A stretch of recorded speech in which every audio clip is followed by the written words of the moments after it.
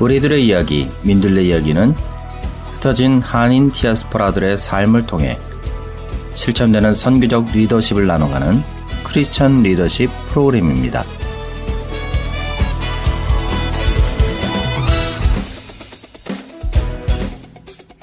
다문화 시대를 살아가고 있는 이 시대에 의미 있는 선교적 삶을 나눠가는 저는 스토리텔러 김원진 목사입니다.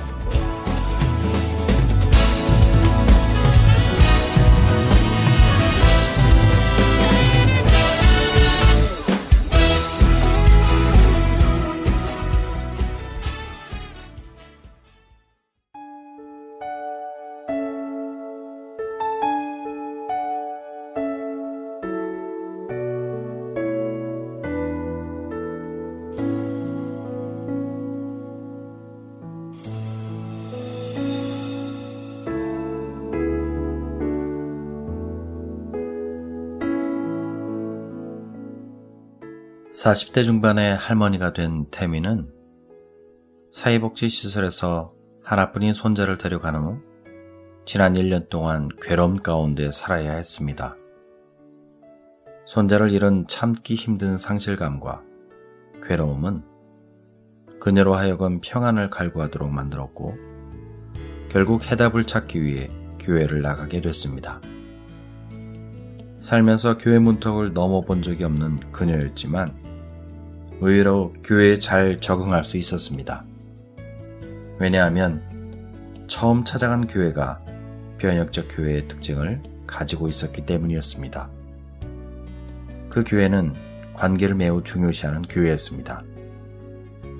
변혁적 교회 성도들은 교회를 찾아오는 사람들, 특별히 교회 경험이 없는 사람들과 관계를 맺고 그 관계를 발전시키는 것에 상당한 투자를 합니다. 교회라고는 다녀본 적이 없었지만 사람들의 돌봄이 그 누구보다도 필요한 태미 같은 사람들을 환대합니다. 그녀는 이렇게 고백합니다. 태어나서 지금까지 이런 사랑과 관심을 받아본 적이 단 한 번도 없었지요. 정말이지 이루 말할 수 없는 감동을 받았지요. 물론 모든 교회들이 다 이렇지 않다는 건 알아요. 만약 모든 교회가 이 교회같이 사람을 환대한다면 이 세상은 벌써 오래전에 근사한 곳이 되었겠죠.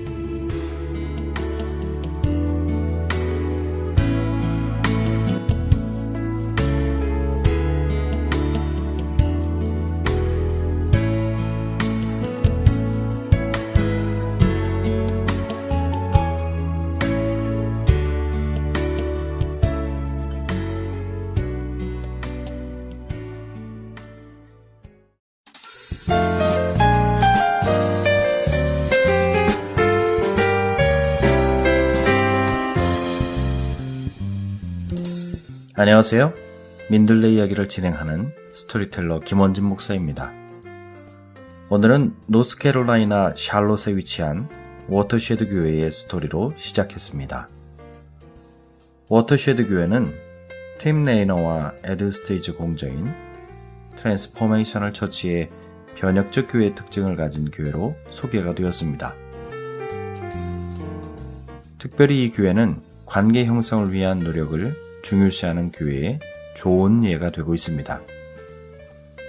오늘은 워터쉐드 교회의 예를 중심으로 변혁적 교회의 특징인 능동적인 관계 형성에 대해 나누고자 합니다.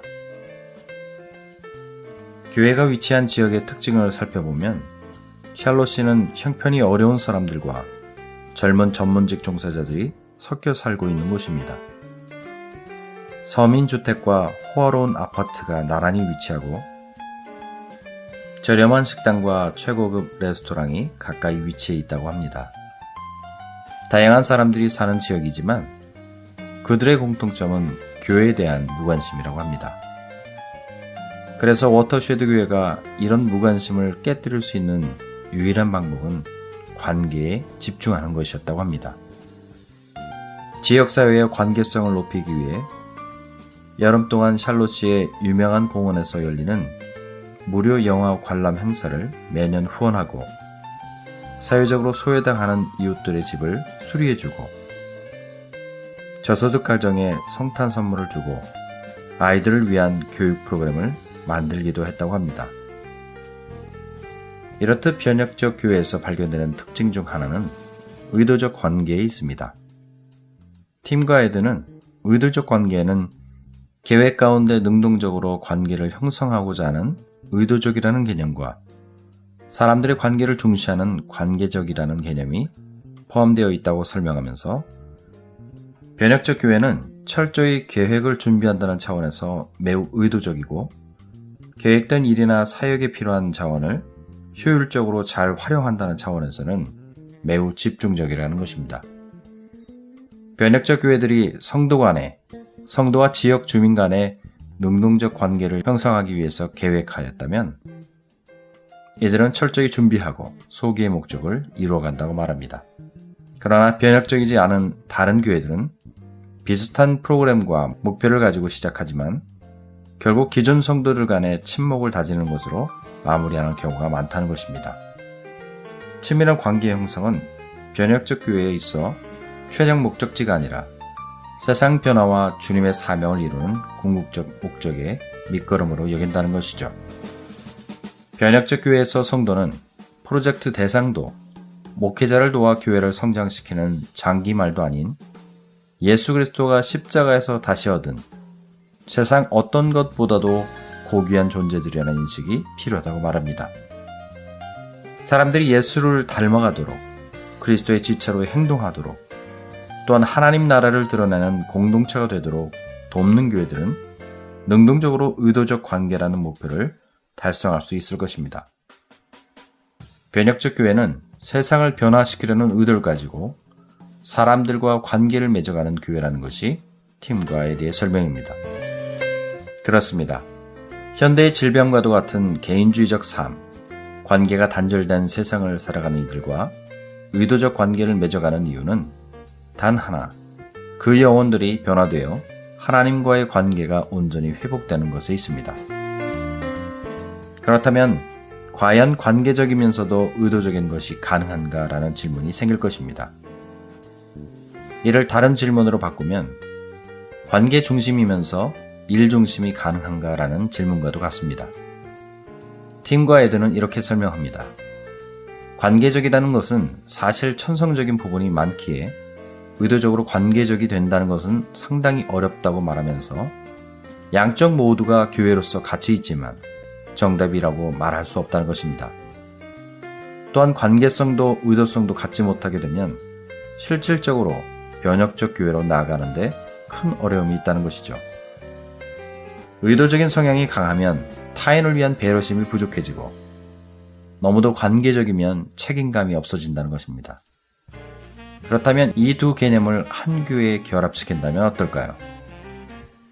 결혼이 절반 두 개가 모여서 하나가 되는 것이 아니라 완전한 둘이 모여 함께 하나가 되는 것처럼 서로 끌어안고 보완해 나가야 한다는 것입니다. 관계성과 의도성의 결합은 성도를 능동적으로 변화시키고 그들은 결국 변혁적 교회를 이루어 갈 것이라는 것이죠. 변혁적 교회인 의도적 관계를 맺는 교회와 친절한 교회와의 차이점은 무엇일까요? 저자들이 말하는 예는 일반적인 교회의 모습을 잘 드러내고 있습니다. 보통 교회에서 느껴지는 친절함은 미소나 악수 같은 행동이 전부인 때가 많다는 것이죠. 그러나 친절함을 중요시하는 교회와 변혁적 교회는 관계 형성에 있어서 근본적으로 다른 점이 많다고 합니다. 변혁적 교회는 단순한 친절함은 배제하고 예배 안내 봉사자들은 사람들이 예배의 자리로 나오도록 이끌고 예배의 은혜, 예배의 축복을 경험하게 되면서 자연스럽게 하나님의 은혜와 자신의 삶을 나눔으로 관계를 형성하게 된다는 점에서 그 차이가 있다고 말합니다. 변혁적 교회는 단순한 친절함에서 나오는 친근한 관계를 원하는 것이 아니라 삶을 나누고 변화를 시키는 데 더 높은 가치를 두고 그 가치의 중요성을 알기에 의도적으로 관계를 형성시키는 환경과 기반을 만들기 위해 노력한다는 것입니다. 그렇습니다. 변혁적 교회가 추구하는 관계의 목적이 그리스도의 능력을 통해 사람들의 삶이 변화하는 것이라면 변혁적 교회의 성도들은 서로가 가진 성향과 달란트를 사용하되 하나로 연합하여 능동적으로 관계를 맺어가야 할 것입니다. 적극적으로 수용하고 점검해 나가야 될 것입니다. 왜냐하면 복음을 통한 사람들의 변화라는 목적이 분명하기 때문입니다. 오늘은 변혁적 교회의 한 예를 중심으로 능동적 관계의 형성에 대해 나누었습니다. 민들레 이야기를 청취하시는 한인 디아스포라 여러분, 여러분은 관계 중심적인가요? 아니면 일 중심적인가요?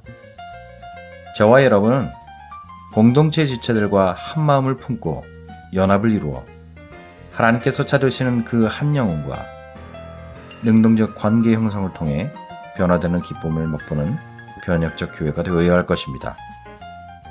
잃어버린 한 영혼이 예수 그리스도의 복음의 능력으로 단절된 하나님과의 관계가 온전히 회복되는 것, 바로 그것을 목적으로 교회가 변혁되기를 소원합니다. 우리들의 이야기, 민들레 이야기를 통해 실천되는 선교적 리더십을 나눠가는 저는 스토리텔러 김원진 목사입니다.